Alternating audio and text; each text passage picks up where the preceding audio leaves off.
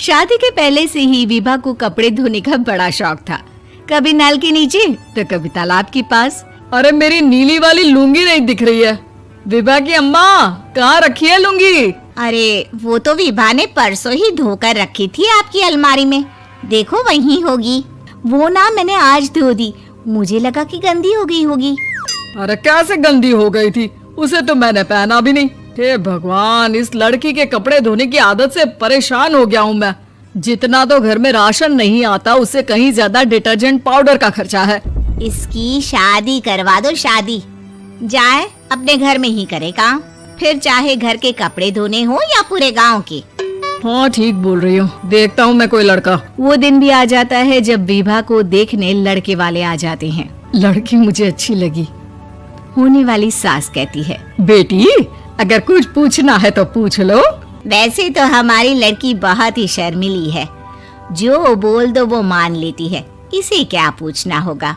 अरे कैसी बात कर रही हो माँ, मुझे इन लोगों के घर रहना है, सवाल तो कई है।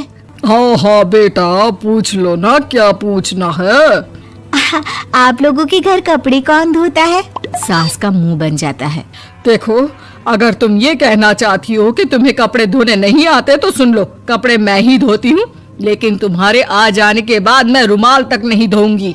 अरे चुप रहना भाग्यवान, बहू बेचारी घर आई नहीं, उसे डराना शुरू कर दिया। वो क्या है ना बिटिया, अभी तक तो ये कल्लू की माँ ही धोती थी, लेकिन अब तुम्हारे पापा तो दहेज में वॉशिंग मशीन देंगे ही। तभी विभा की माँ बोल पड़ती है, सवाल भी पूछा तो क्या। वैसे भाई साहब, मशीन की तो फिर भी कपड़े धोने की कैपेसिटी होती है। मतलब जो बिटिया दे रहे हैं ना विभा, इसे कपड़े धोने का बहुत शौक है। ये आप लोगों की क्या, आस पड़ोस गांव मोहल्ले सबके कपड़े धो दे और उफ तक ना करे। बाहर देखा नहीं आपने कितने कपड़े सूख रहे हैं, सब हमारी बिटिया ने ही तो धोए हैं। बस भी करो ना माँ, शर्म आ रही इतनी तारीफ सुनकर। और तो और एक दाग निकाल कर दिखाओ तो मान जाओ। हाँ अच्छा, माफ करना बेटा, मैंने गलत समझा।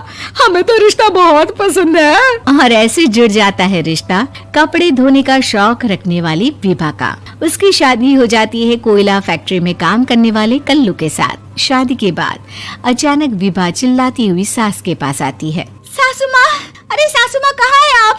ये तो धोखा है, धोखा दिया आप लोगों ने मुझे। इसे ससुर के चक्कर के बारे में पता चल गया।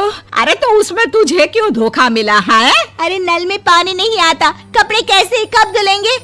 अच्छा, तू पानी नहीं आ रहा उसकी बात कर रही है। तो आपने क्या सोचा? कुछ नहीं। अच्छा, तेरी माँ ने कहा था कि कपड़े धोने का शौक है, तुझे याद आया मुझे।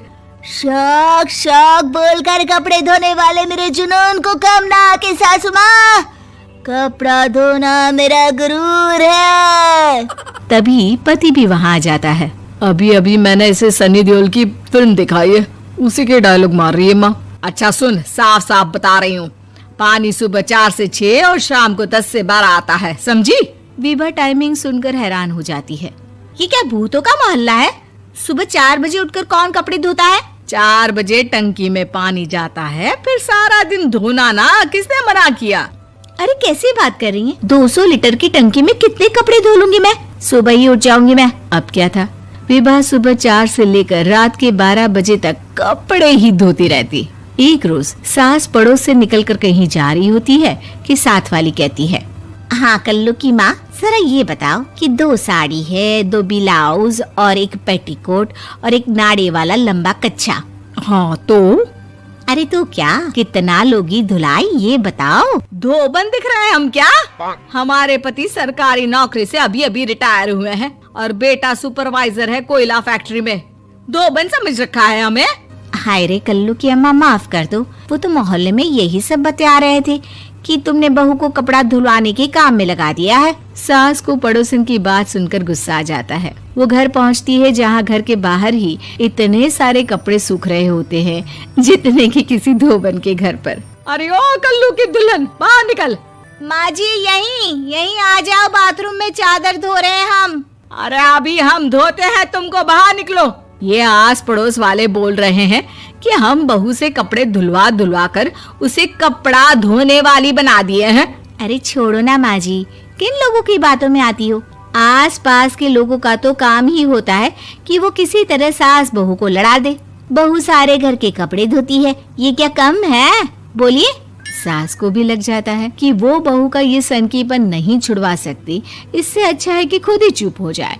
एक रोज सास और बहू मंदिर जाते हैं, जहाँ सास की साड़ी वहाँ खड़ी भीख मांगने वाली से मिलती है। माँ जी क्या बात है, आपकी साड़ी उस भिखारन से कितनी मिल रही है ना? हाँ हाँ देखो तो, दोनों की साड़ी मिल रही है। क्या बात है कल्लू की अम्मा, तुम खुद को तो अफसर की बीवी बताती हो और ऐसी सिंपल सी प्लेन साड़ी पहनकर घूमती हो। सिंपल और प्लेन नहीं है ये साड़ी। तो क्या सोने के धागे से फूल बने हैं? कुछ भी सासू माँ, कुछ भी। हाँ बने थे इस साड़ी में सोने के धागे से फूल। मेरे पति लेकर आए थे मद्रास से स्पेशली मेरे लिए 10,000 की। ताहे भाई साहब इस भिखारन के लिए भी सेम टू सेम साड़ी लेकर आए होंगे 10,000 की।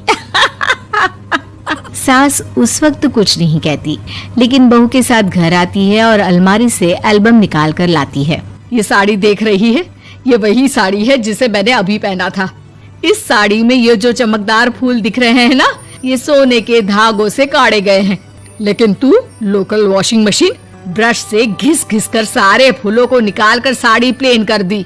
मुझे माफ कर दीजिए सासू माँ। और तो और, जब मैंने तुझे तेरी गलती के लिए कुछ नहीं कहा, लेकिन तूने तो सबके सामने मेरा मजाक ही बना दिया। क्यों? बहू को समझ में आ जाता है कि अब से उसका कपड़े धोना बंद।